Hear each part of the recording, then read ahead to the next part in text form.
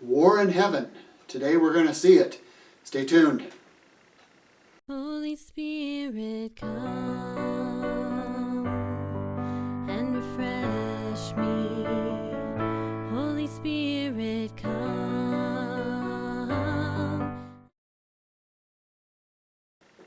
Welcome to Through the Bible in 5 Minutes, and I'm your host, Brad Keeney. And today we're going to be doing episode 42, Revelation chapter 12, verses 7 through 12.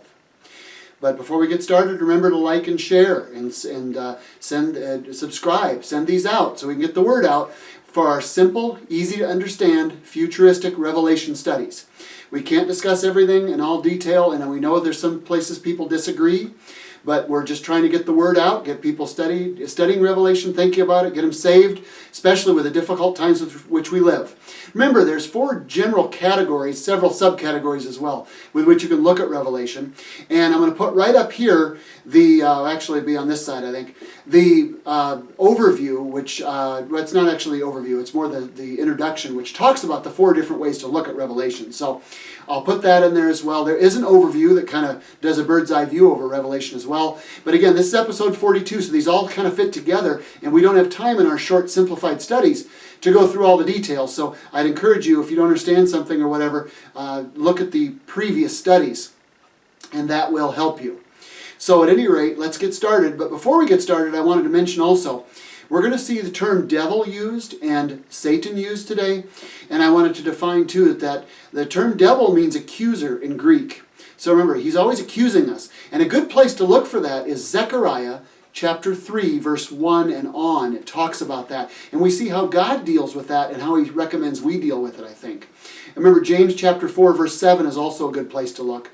And this is a great time to stop. Hit that pause button. You can rewind and fast forward to hear what we had to say again and do the studies along with us, because they really are good to look at those places. So keep that in mind as I reference other places, because we're going to we do a lot of that with our study here. And remember, also, there's a lot of debate as to when this battle happened and when the devil was kicked out. But I'm just going to reference the MacArthur Study Bible. And in there, John MacArthur says that Satan and the demons were kicked out with their original rebellion. And then he references what we talked about last time in Revelation chapter 12, verse 4. But they still have limited access. And we see that in Job chapter 1, verse 6. And also in Job chapter 2, verse 1. So, but right now what we're seeing is this final battle and them getting kicked out and they no longer have access. So there was a limited kick out, and now this is it. It's done.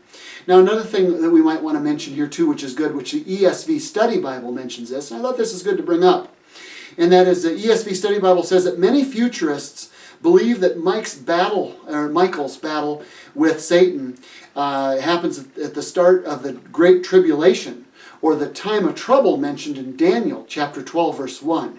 And that Daniel 12:1 reference is a really neat one to look at. So, that having been said, let's get started with our study. Revelation chapter 12, verse 7. And war broke out in heaven. Michael and his angels fought with the dragon, and the dragon and his angels fought. But they did not prevail, nor was a place found for them in heaven any longer. So the great dragon was cast out, that serpent of old, called the devil and Satan, who deceives the whole world. Remember, the devil's a liar. Deception is huge for him. He was cast to the earth, and his angels were cast out with him. And then they heard a loud voice in heaven, "Now salvation and strength and the kingdom of our God and the power of his Christ have come. For the accuser of our brethren, who accused them before our God day and night, has been cast down. And they overcame him by the blood of the Lamb and by the word of their testimony. And they did not love their lives to death." Wow, that's amazing. They did not love their lives to death. Yes, are we as Christians going to be giving our lives for Jesus? Yeah, that does appear to be the case. Are there people giving their lives today for Christ? Yeah, there's more martyrs today than there ever have been. particularly in Muslim countries and things.